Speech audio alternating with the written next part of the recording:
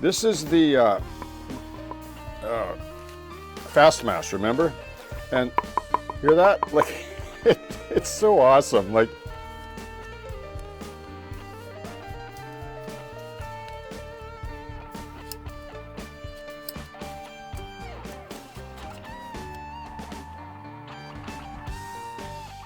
you know, the one thing I really love about building these small dioramas like this is you get to do all the processes and try all the techniques in a small footprint, and it doesn't break the bank. Like, this is, I think I mentioned this to you, this is just a wooden frame.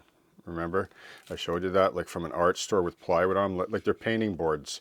They come in all different sizes and they make awesome little dioramas.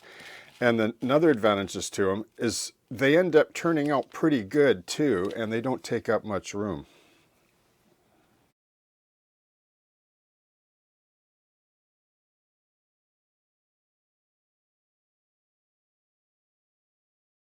Okay, how's everybody doing?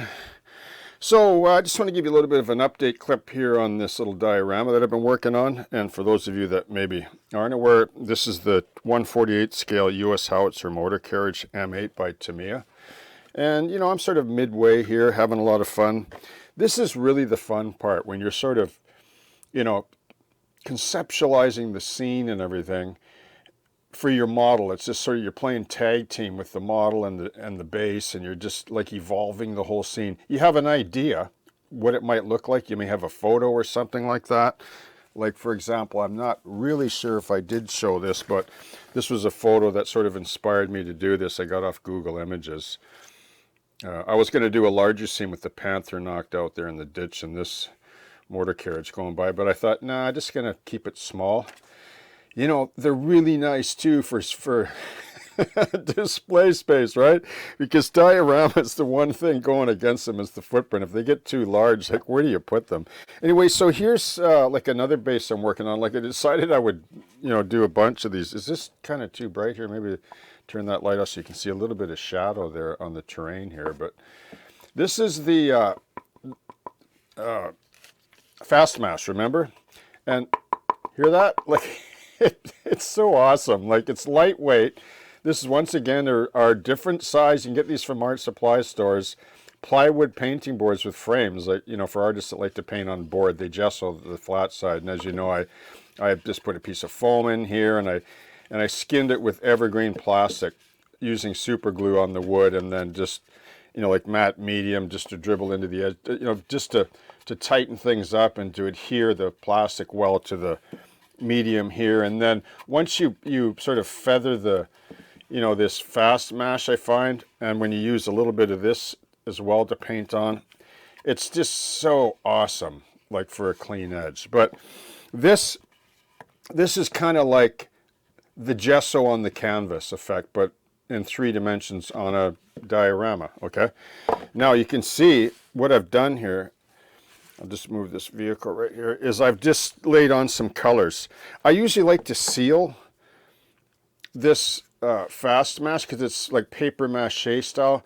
However, if you want to paint it first, it might be a good idea because it sort of sucks the paint in better, whereas this would put a barrier on.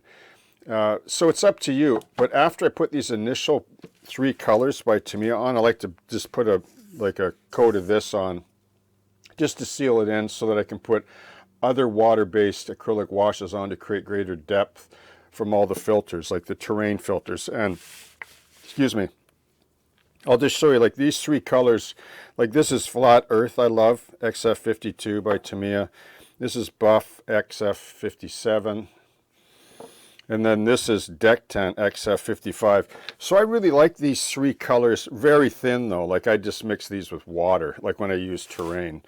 And then I get this look, like I just start throwing on washes, and then I used a dark brown in here. But then you can see after that dried, and I sealed it once again with matte medium, like this layer or layers.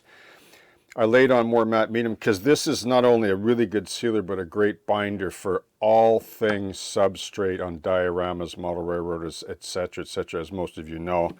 Now I've just taken some sifted gravel.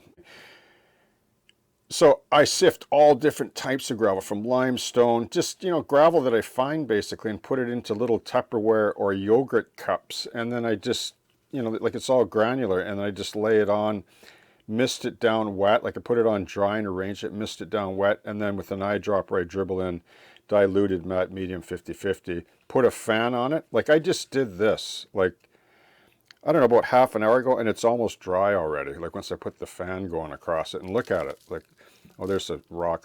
Like you get some debris that comes off once it's dry, but it's really, it makes for really awesome texturing, and then you can paint it. Okay.